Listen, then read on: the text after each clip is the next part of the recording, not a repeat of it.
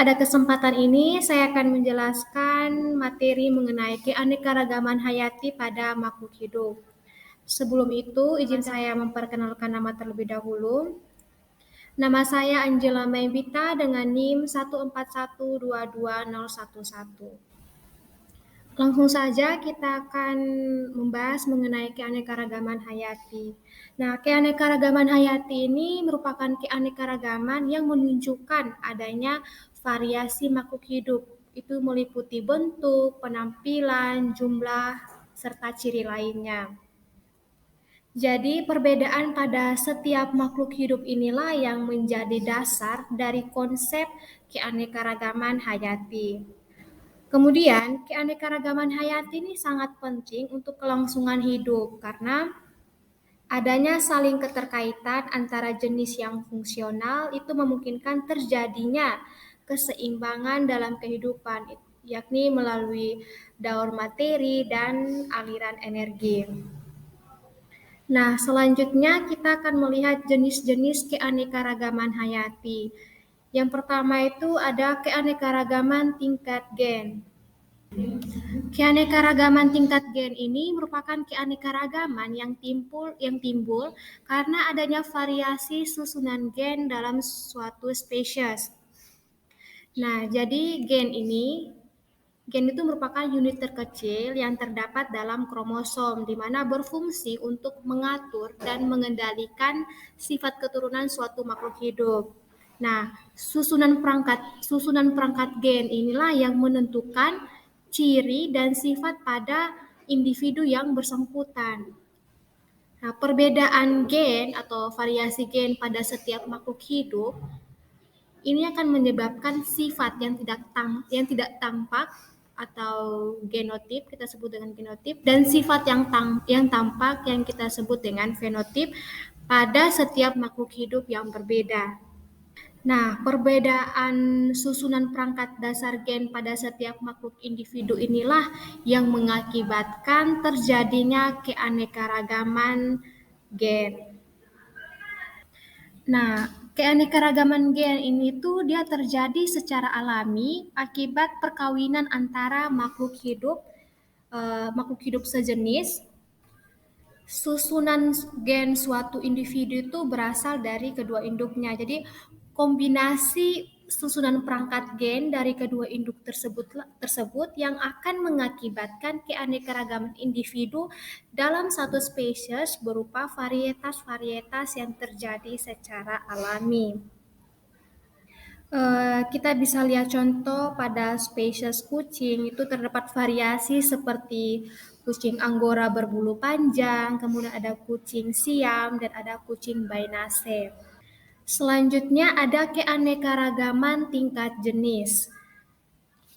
Keanekaragaman tingkat jenis ini adalah keanekaragaman yang timbul karena adanya perbedaan-perbedaan pada berbagai spesies makhluk hidup di suatu tempat. Jadi keanekaragaman tingkat jenis ini lebih mudah diamati daripada keanekaragaman gen karena adanya perbedaan antar spesies makhluk hidup dalam satu marga yang lebih mencolok daripada perbedaan antara individu dalam satu spesies. Di sini kita ambil contoh pada harimau, kucing, dan juga singa. Nah, ketiga jenis hewan ini termasuk dalam keanekaragaman tingkat jenis karena ketiga hewan ini masuk dalam satu familia yang sama yaitu Felidae. Kemudian contoh lainnya itu pada tumbuhan sukun, cempedak, dengan nangka. Nah, ketiga tumbuhan ini tuh termasuk dalam genus yang sama yaitu Artocarpus. Kemudian jenis keanekaragaman hayati yang ketiga itu ada keanekaragaman tingkat ekosistem. Nah, keanekaragaman ini tuh timbul karena adanya interaksi antara lingkungan abiotik tertentu dengan sekumpulan makhluk hidup tertentu. Nah, kalau kita berbicara mengenai ekosistem ini suatu kesatuan yang dibentuk oleh hubungan timbal balik antara makhluk hidup atau biotik dengan lingkungannya. Jadi, Hubungan timbal balik ini yang akan menimbulkan keserasian hidup dalam ekosistem. Untuk contoh dari keanekaragaman ekosistem itu saya ambil pada ekosistem kebun dan ekosistem sawah. Nah, komponen biotik yang menyusun ekosistem kebun dan sawah itu berbeda. Komponen biotik yang menyusun ekosistem kebun dan sawah itu dikelompokkan berdasarkan tingkat keanekaragaman hayatinya.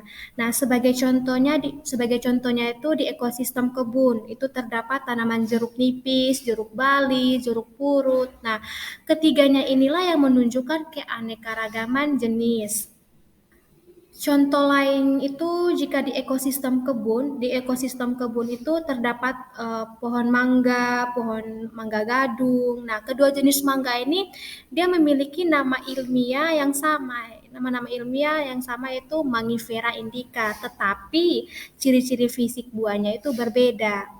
Nah, peristiwa inilah yang menunjukkan keanekaragaman dari tingkat gen. Sementara itu, di ekosistem sawah itu terdapat berbagai macam-macam tanaman padi. Jadi, ada 3 jenis keanekaragaman yang sudah kita bahas, itu ada keanekaragaman. Di sini kita bisa lihat contoh keanekaragaman tingkat gen. Di sini saya memakai bunga sepatu yang memiliki jenis variasi, ada yang berwarna kuning, berwarna putih, dan juga ada yang berwarna merah. Selanjutnya juga ada contoh keanekaragaman tingkat jenis. Di sini ada singa, ada harimau, dan ada kucing.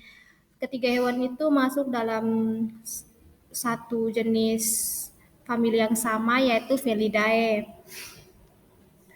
Kemudian ada contoh keanekaragaman tingkat ekosistem. Itu ada ekosistem hutan, ada ekosistem padang pasir, ekosistem padang rumput, ada ekosistem pantai juga. Selanjutnya, keunikan keanekaragaman hayati di Indonesia. Ini ada beberapa keunikan. Yang pertama itu termasuk keanekaragaman hayati tingkat tinggi. Yang kedua itu memiliki tumbuhan bertipe Indomalaya. Ketiga itu adanya fauna bertipe oriental, australis, dan peralihan. Untuk fauna bertipe oriental itu dia meliputi Pulau Jawa, Bali, Sumatera, dan juga Kalimantan. Nah, ada pun ciri-ciri dari fauna tipe oriental ini. Yang pertama, banyak mamalia yang berukuran besar. Yang kedua itu terdapat berbagai jenis kera. Yang ketiga itu terdapat burung-burung berwarna yang kurang menarik. Dan juga terdapat berbagai jenis ikan air tawar. Nah, contoh dari fauna tipe oriental ini ada gajah, kemudian orang utan, jalak Bali, dan sebagainya. Nah, untuk fauna tipe australis ini meliputi daerah Papua dan pulau-pulau sekitarnya. Nah, untuk ciri-ciri dari fauna tipe australis ini, itu yang pertama terdapat mamalia yang berukuran besar, kemudian banyak hewan berkantong, kemudian tidak terdapat spesies kera. Untuk contoh dari fauna tipe australis ini, kanguru, kuskus, burung cendrawasih, dan sebagainya. Selanjutnya untuk fauna tipe peralihan ini meliputi daerah Sulawesi dan Kepulauan Nusa Tenggara. Nah, fauna tipe peralihan ini dia tuh terdiri atas hewan-hewan yang endemik, yaitu hewan yang hanya ada di pulau tersebut. Contoh dari fauna tipe peralihan ini, kalau di Nusa Tenggara Timur itu ada komodo, kemudian babi rusa di Sulawesi dan sebagainya. Nah, keunikan yang berikutnya itu memiliki hewan dan tumbuhan yang langka. Untuk contoh hewan langka di Nusa Tenggara Timur itu komodo. Selanjutnya untuk tumbuhan langka yang ada di Nusa Tenggara Timur itu kita bisa ambil pada cendana. Selanjutnya keunikan yang berikutnya itu memiliki hewan dan tumbuhan yang endemik.